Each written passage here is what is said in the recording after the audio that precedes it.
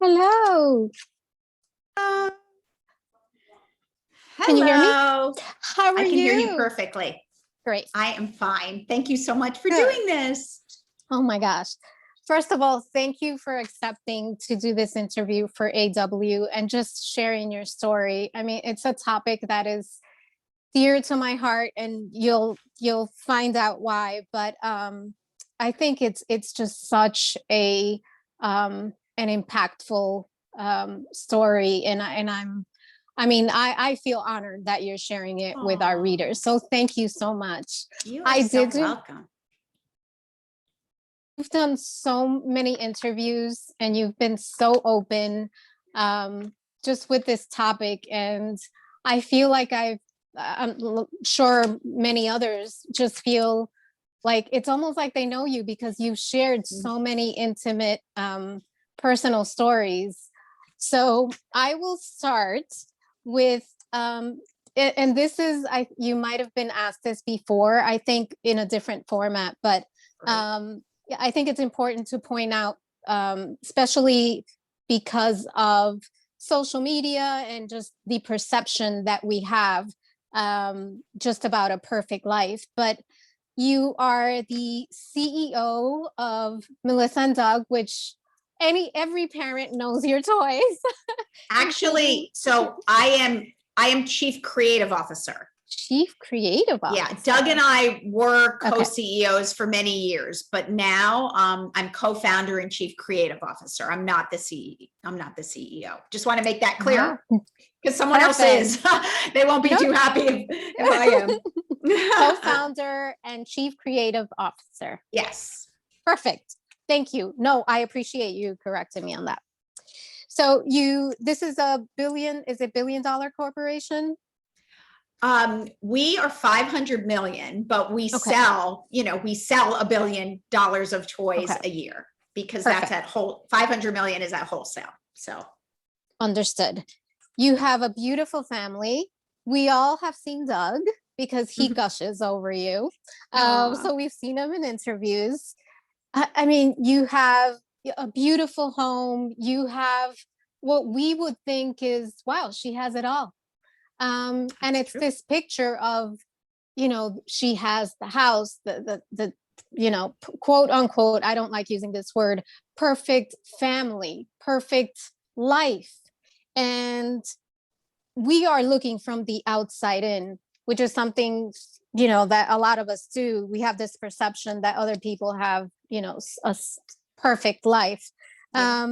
And in a world where perception is everything, I was curious about what or who gave you the courage not only to speak about your painful truth on depression, but to write such a personal book that has so many. I read that I haven't read it yet, but I read about the verses, including some of the verses that you wrote when you were very young. I mean, what is your why?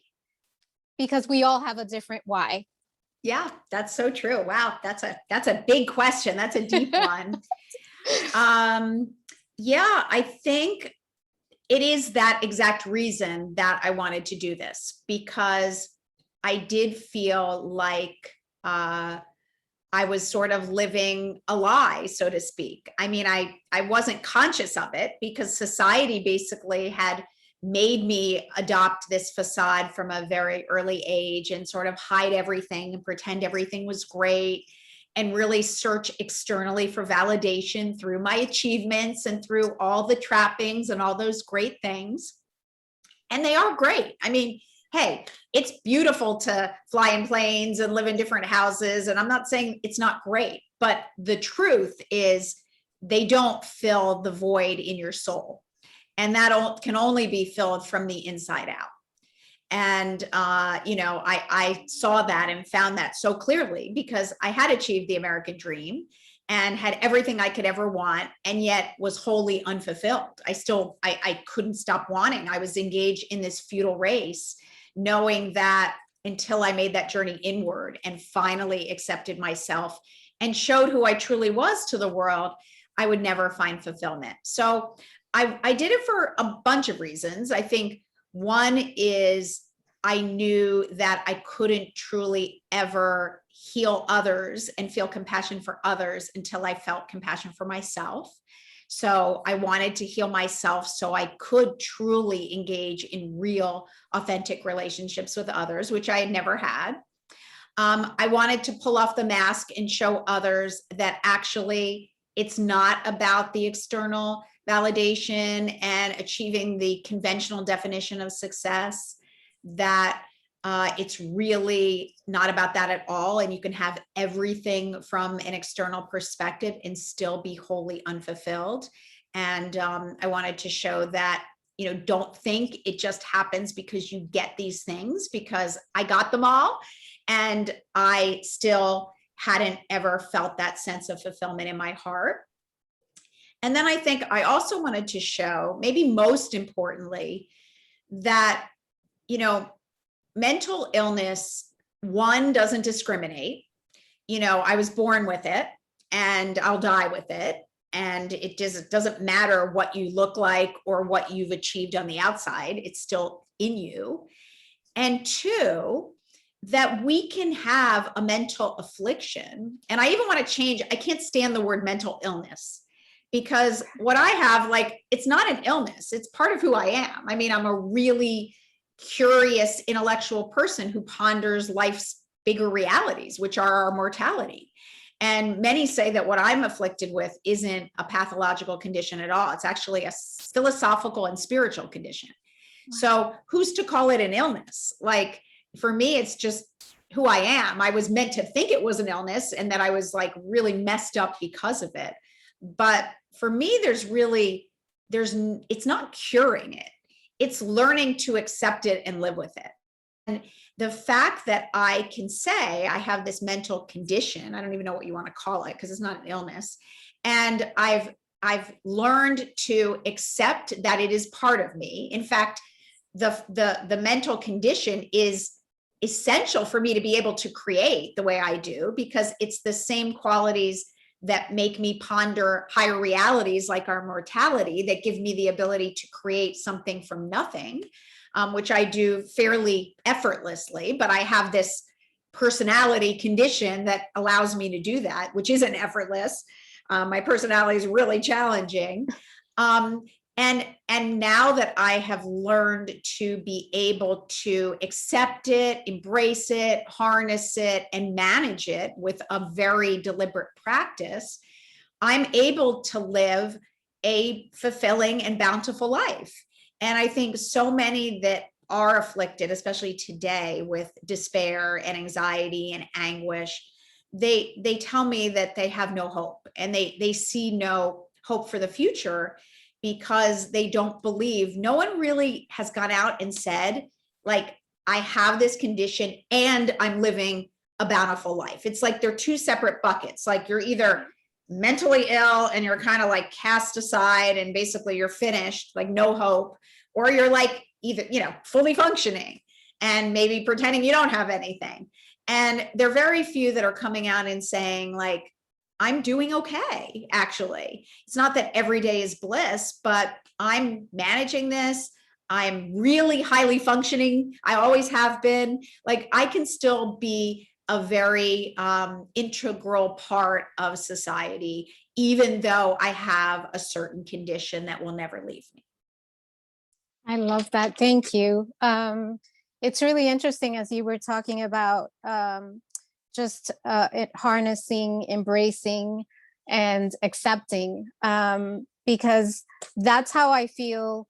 I've had some pain throughout my life, some painful experiences, and I've learned that if I just embrace the idea, the fact that there's always going to be pain and there will be some sadness, but if I can think of it in a different way, for me personally, I feel that just learning to embrace these painful moments, for me, it's the step before newfound growth, whatever the growth is at the time.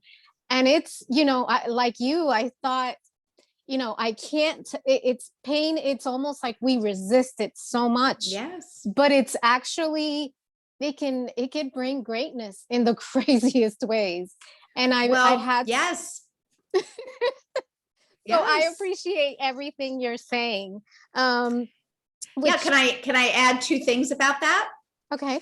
So, there's an equation that has been said for eons. It's pain plus resistance equals suffering. And when you're in pain and you resist it, it equals tremendous suffering. And that's what we're all doing. We feel the pain. Our immediate reaction, being human, is to resist it, to avoid it, to deny it, to repress it. And that doesn't make it go away. That's what you learn. And that's why most of us have crises in midlife, because for years you can put up the dam, right? You can say, I'm going to hold it back. And it's fairly easy. But as you get older and you start to weaken, basically cracks start forming in that dam. And it becomes harder and harder to resist the pain because it starts surging. Right. And, some of the greatest philosophers were very vocal about anxiety being essential to growth. When you said, and, I view it really metaphorically as most of us are living inauthentic lives, right? We're like denying everything we feel. We're putting on a facade. We're pretending it's all great. We're going on social media and showing these beautiful photos. And we're on the side of inauthentic. The side of authentic is separated by inauthentic by an abyss. It's like a complete cliff on each side of both that fall off. And in that cliff is anxiety. It's anguish. It's tremendous growth, because to get from inauthentic to authentic, you have to face a lot. You have to face the existence's limitations. You have to face who you are. You have to face who you're not. You have to face your mortality. You have to face the fact that being human is really challenging. You have to face the realities of all the traumas and tragedies you went through. So it's really difficult. And basically what happens in life is, as most of us in the inauthentic living start to butt up against the anxiety that's essential to get to authenticity, we panic. And we're like, anxiety, I can't take it. It's too much. It's too much for me. And we head right back down inauthenticity, back to where we were. And we stay there basically covered our entire lives. And we die there. Most of us die saying, I never lived a life true to myself. That's the number one regret of the dying, is I never lived a life true to myself.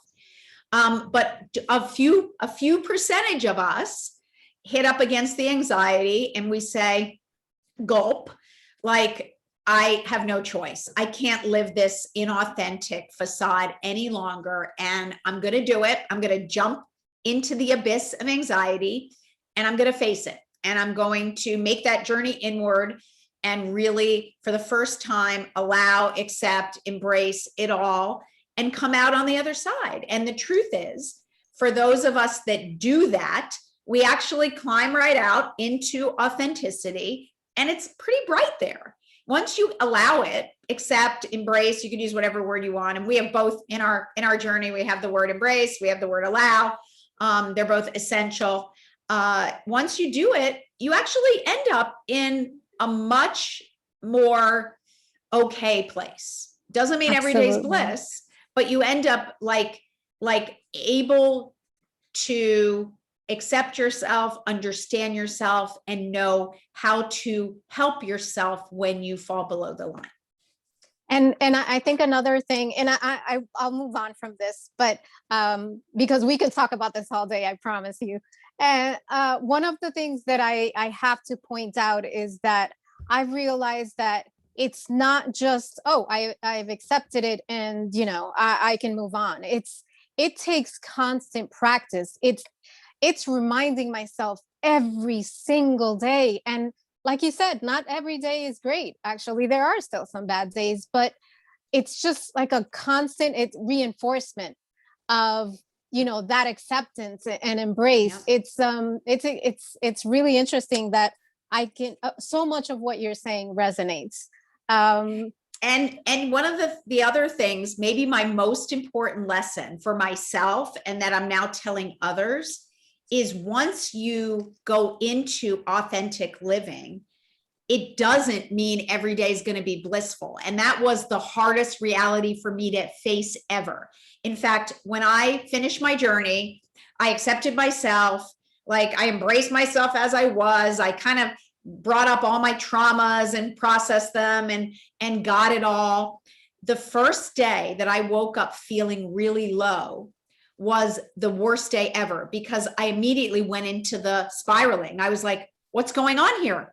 I did the work. I've been on a 4-year journey. Like, I uncovered every stone. Like, everything's supposed to be good now. What's going on? And I started like, oh my gosh, it's here, it's back. Not realizing that, no, actually accepting yourself in totality means that you're accepting the full spectrum, from the highest of highs to the lowest of lows. And because we are chemicals and we're ebbing and flowing every day, they're going to be, and I happen to be highly overly excitable as it is, so I'm going to have bigger extremes than most. Like, they're going to still be many days, in fact, even more days now that I accept myself, that are really low. And what that taught me through my therapy, because that day that I had felt low, I was like, ran to my therapist. I'm like, what's going on? I did the work. This isn't fair. And she was like, honey, you have to continue to do that work the rest of your life. Like, this is a practice, and there's a reason it's called practice. You must do it every single day.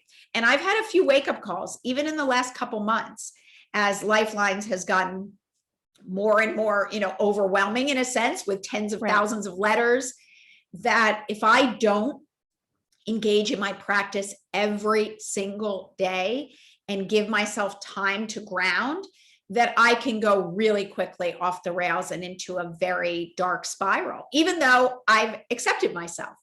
So I think that's essential. And I think many of us think that, living a blissful life, and maybe because society tells us and shows us the fairy tale, like, you don't have to do anything. You can just like be, and life is perfect. Nope. And life is an art and takes work. And I now know that. And you have to be committed to making meaning for yourself and developing and maintaining a practice for yourself every single day. I love that. I will have to quote that. Life is an art and takes work. Oh, yeah. Wow. Mm-hmm. You have some great quotes. Thank you. So I won't touch up on the existential depression because I know I've read it. I've seen the interviews. It started when you were very young, and you've talked about some of that in your interviews. Now, it seems that light is coming through the window of your soul. That's how I describe it. And as someone who has had an episode of depression after my divorce years ago, I know what that looks like. I know what it feels like to walk out from the darkness into the light.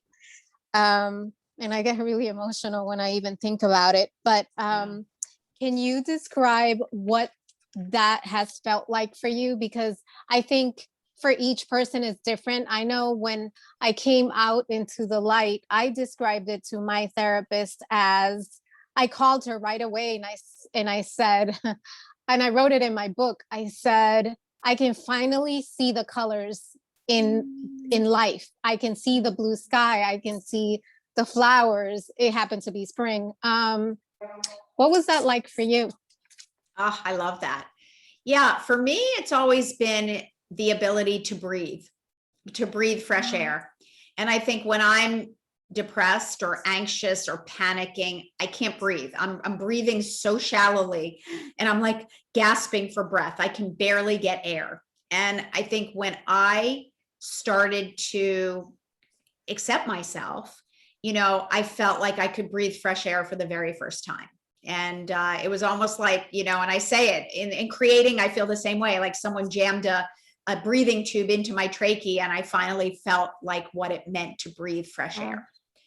And the other thing that lifted for me is when I'm very inauthentic and stressed and depressed, any combination of those, I always feel like I have two gorillas sitting on me, one sitting on my shoulders and one sitting on my chest. And it's like they're just compressing me. It's just this, in this area, it's just so knotted up, and it's like you're just a knot. And when that depression lifts, it's like the gorillas come off my shoulders and my chest. And again, it's the breathing. Wow. It's the opposite of being suffocated. Wow. And it's funny, when I wrote the question, I know it feels different for everyone. So Yeah. just listening to you, It's a good question. Thank you. I've never been asked that question. That's a great one. I hear that often. I'm like, where do you get these questions from? No one else asks them. But I know the interesting thing is when you describe how you felt, I knew what you were referring to. I just experienced it in a different way. Yeah. And I think we all do that. So thank you for sharing that beautiful thought. Oh. So I really, I want to make sure that I don't let the interview go by without asking you about Lifelines, your platform, which you and Doug have built along with your team. And it's amazing. It involves the book, the podcast, videos. Can you just give us a little more about that and let us know how our readers can find it? Yes. Okay. Lifelines, the ecosystem Lifelines was really born out of my experience with so much despair. And it's kind of based on three parts of my experience. The first was I grew up feeling utterly alone and that no one would ever accept or understand the real me. And kind of like I was an alien from another planet that had just been dropped here. And people were like, hey, find your way. And I was like, I don't belong here. So part of our desire is to make folks not feel that they're alone. And we accept anyone exactly as they are, even if they feel like they're broken or they won't ever fit in. Like, we welcome them with open arms into our community. And we have an amazing community. We have a private Facebook group that I think is, close to 1,000 people and is just very, very supposedly extremely soulful. And what they share is just beautiful. We offer these incredible workshops where we talk about topics that no one ever talks about. And we have such communion in there. There are a lot of folks that haven't seen people in a year who for the first time are coming on and showing their face and participating. And there are a lot of tears of laughter, a lot of tears of joy, and also a lot of tears of pain when people share. The second part that's really important is that we all have the capacity to channel our darkness into light and find meaning, because that's what I did. And I didn't think I ever could for many decades, but I did. And I believe everybody has that ability if they choose to sow those seeds of self-expression in their soul and kind of bring them out to the world. So we can't force anyone to do it, and we can't drag them down the pathway, but we can shine our light on it and share our experience. And then the third is that so many of us are racing outside ourselves for validation, for achievement, for material rewards, and it's the wrong direction to go. And, I learned that it's only when you stop and make that opposite journey, which is inward towards self-acceptance, that you truly can rest in peace and find fulfillment. And that journey, my exact journey that took me a few years, is the same journey that we offer free of charge as the centerpiece of our ecosystem. It's called the Journey to Inner Space. And it's a cool journey. And if you truly are ready to take it and conscious enough to know that you're going to do it intentionally, it will lead you, into that authentic living. I love that. That is really beautiful. Congratulations on that, on that initiative. And thank you for sharing your resources with the world, because I think we can each contribute a little bit in our own way. So thank you for that. I think we're going to have to. This is such a big issue, the mental health of our planet right now, that it's going to take a whole bunch of us to join together and help. Absolutely. Now, you mentioned your biggest lesson. What as a whole, earlier in the interview, what has been your greatest challenge during this journey? Wow. I mean, there are a lot of them. There's so many, really, so many challenges. I think I have a lot. I mean, I can give a few. You know, one just as of late is the knowledge that I can't save everyone who needs saving. There are so many people who've reached out to me that are in like a really deep, dark place and want me to save them. And it was horrifying for me to realize that I wouldn't be able to save all these kind souls that needed me so desperately, because one, I'm just one person, and two, I'm not even a professional. I'm just a person who took her own journey.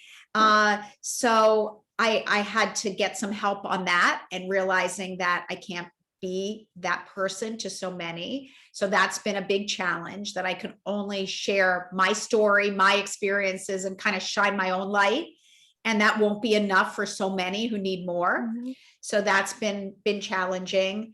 I think it's challenging for me, we had this workshop on balance, and that there's no such thing. and I'm the one, I can't stand that word, because it's like perfection. And people always say, Melissa, how do you achieve balance? And I'm like, there's no balance. And trying to achieve it makes it even worse. But I think for me, there's a very fine line between sanity and insanity. And especially being a creative, like I'm always straddling, and I write many verses, I'm straddling the line between insanity and bliss. And I found it with what I'm doing right now. There's so many opportunities, and I have so many ideas on what I want to create. And there's so many people who need my help, and I can write to and ponder ideas, that if I cross the line, I become manic. I literally go off the rails, and I basically don't sleep, and I'm working 24/7, because it's amazing work. And there's too much to do in the short time I have left here. So I think I'm having a really hard time finding that sweet spot where I'm like functioning, I'm efficient, I'm doing my best work, and not working 24/7. And I reached that really nice place with Melissa and Doug, because after 32 years, like I had my routine and my pattern, which in a sense is negative because it's comfort. But here I don't have it yet. And I often feel a sense of unsettledness and panic, that there's just too much to do and not enough time. And that's not good for me, because if I feel that for too long, I will work very simply 24/7. I mean, gosh, I wish we had more time. This is something we do. I can talk for a few more minutes. This is something that I had a big birthday recently. This is something that You're finally 20? Yeah. Well, 25. But it's been so difficult to accept that I don't feel like I have all the time that I want to do all the things that I want, because as I get to know myself, as I accept who I am and my experiences, I feel that there's so much more that I have to learn, that I have to do. And when I think about, oh my gosh, I'm, 50 years old. What do I do now? I don't have enough time. You're what? Okay, maybe this interview might not go live. Yes, I am 50 years old. What? Say that number again. Melissa, you're killing me. 50. What? You are not. Yes. Oh my gosh. Well, I'll tell you, I want to drink what you're drinking. Bring it over, honey. And send it over. Oh my gosh, send it over. That depression has been really good to you. Maybe I need to go in that little cave. When you went in the cave, did you just stop aging? I don't know. I felt like I aged a lot more, but I don't I know. feel Wow. that I just feel that as I get to know me and love I me, know. it's I don't know, it's literally like falling in love. And I'm not saying Yeah. I love myself all the No, time. I know what No. you mean. I know what you mean. It's you want to explore yourself and you want to like harness all those beautiful qualities you're just discovering for the first time. I feel the same way. I'm like, I'm finally coming into my own and I'm like, in my 50s and that's a Right. horrible, yeah, It is. I'm with And you. it, And and why it did it it take this darn long? exactly. And it creates anxiety. Sometimes it makes me a little sad. Yeah. But I just I try my best to stay in the moment. And that's Yeah. really hard. As you know, it's really difficult. Yeah. But that's sort of how I manage it. And sometimes it works, sometimes it doesn't. But I really can resonate with everything you're saying. And I think a lot of people will. Um, Yeah. so I like to end these interviews because some of them are really intense and they're scary. They just bring so much emotion that I like to end them with something positive. Now, being experiencing depression of any kind it's scary, and it's a space that is lonely, and it's intimidating, and it's fearful. But because I've been through it, I believe that we are resilient and we can find light, but it requires us to seek help, seek that light, want that light. So I wanted to know if you can contribute advice, a quote, a mantra, an affirmation, something that can bring hope and light to anyone that's reading, that's going through a moment of darkness, depression, emotional challenge, spiritual challenge, which I believe so many of us experience throughout our lifetime. So, is there anything that you can add to bring us that positivity? Oh, yes, I can. So glad you asked. Okay. For me, it's always been a battle between my head and my heart. And my head, and everybody's head, we're all the same, is Right. where depression lies. Our head is what creates that fear, that despair, that terror about everything we can't control. And my head was always this prison that imprisoned me in a lot of mistruths, and really was the source of my anguish my whole life. And I knew if I could somehow get from my head to my heart, that my heart was pure. Like my heart was in the moment. My heart was now. My heart was completely liberated. And yet for most of my life, they were enmeshed in each other. And I couldn't seem to extricate my heart from my head. So I lived in constant, like, just anguish, right? You can't get through. But I started to realize that through engaging the senses, through self-expression, that we could actually get into our hearts and untether from our heads. And that we all have these beautiful seeds of self-expression in our hearts, that if we can tap into them, and it's largely something that happens in childhood through play, that thing in you that makes your heart sing and makes time stop and makes you forget about all the messages in your head.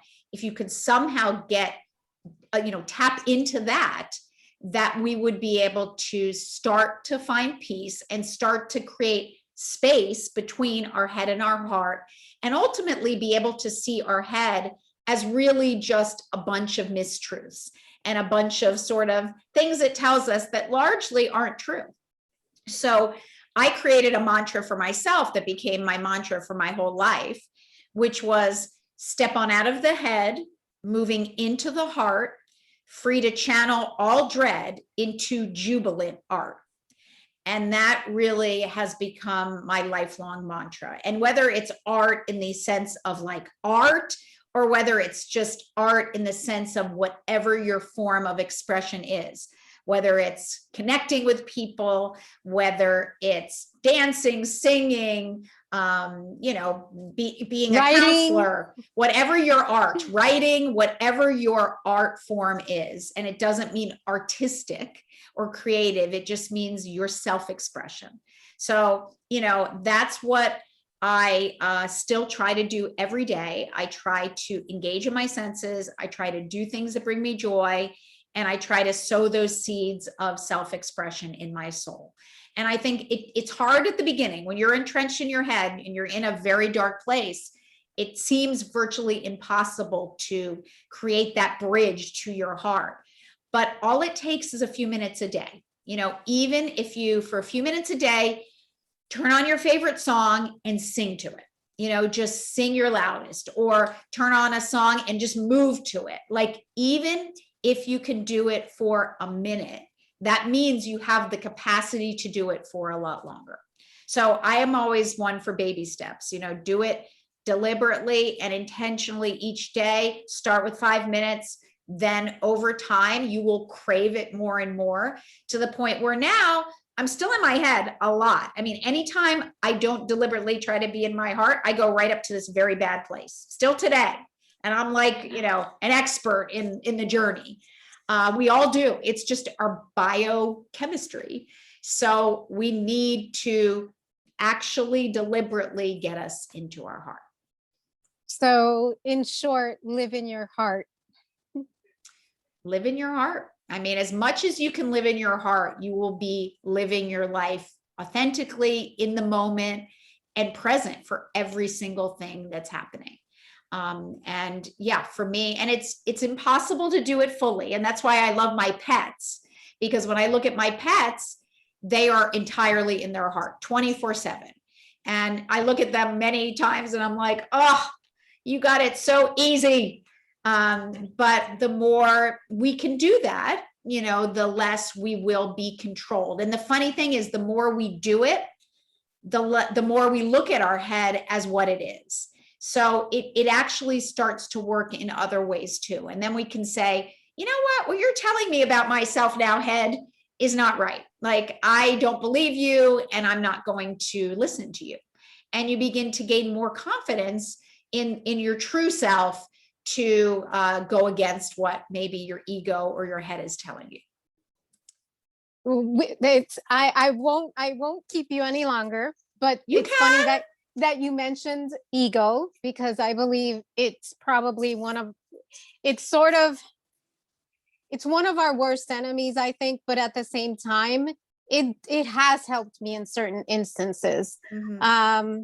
When it comes to being in intimidating situations. So first of all, I want to say that the work that I'm doing, I love writing. I love sharing stories. And I truly believe, and I always say this, that sharing our stories is our way to connect, to help heal, and to learn the lessons. We won't always be able to learn lessons from others. I think sometimes a lot of us, myself included, are very hard-headed and need to learn them, on their own. But yes.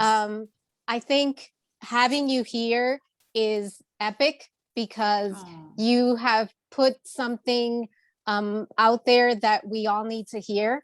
You've owned your truth. So I thank you for that. And I'm sure this interview is going to bring light to a lot of people, including myself today. Well, look at what you're doing. You are healing so many. So we have the exact same mission, and anything I can do ever to help you on yours, or if you ever want to talk to me personally, again, I'm just one person, but I'm happy to share my own experiences. Like, I would be honored. Thank you. I will take you up on that when I start a podcast. You'll be the first one. Well, I know that's one of those opportunities, right? I'm sure everyone's like, when are you doing your podcast? I get that question every single interview. So I think it's important that some people just want to listen to a voice and connect with the voice. And you have a really good voice. You have like you have a good voice for a podcast. I think it's, your reflections, like in the interview, the written interview, you're not going to hear all the things you're saying, which is so, you're missing a lot of your experience. Wow. That I think people would really want to hear. I would imagine in a written interview, you can't really write the digressions, because it's like a question that is being answered. And it's the digressions that are the real sweet spot of podcasts. And it's really interesting that you say that, because I will write up the article, and a lot of what we exchanged here, I know. people will, so but you know what? You could do both. Like I've done so many now. I've probably done, close to 100 podcasts. Like a lot of them do this and they video it. Like if you have this video, you could upload this too. So, well, you know what's interesting? Everything happens for a reason, because you are the first video interview that I am going to share. Well, that's what you should do. So you can do both. That's what you should do. And you should do this with everyone. It doesn't take any more time. No, you're right. You're absolutely right. Melissa, thank you. I know you have a lunch. Thank you so much. You're an angel. You're an angel. You are an angel. Oh, and just remember for yourself, it's a practice. And you can say, I'm going through every single thing you are every day. Trust me, today has not been a great day for me. And I have really low days, high days. And now I just realize, like, that is life. And anyone who pretends it's not is lying. I promise you. So just know that, like, it is the human experience to go through ups and downs and highs and lows, and the lows are part of the experience. And just find the light in the dark as well. Thank you so much. You've made a difference in my life. Oh, well, same. Thank you. Same. You're welcome. Let me know how it goes sharing the video. I will.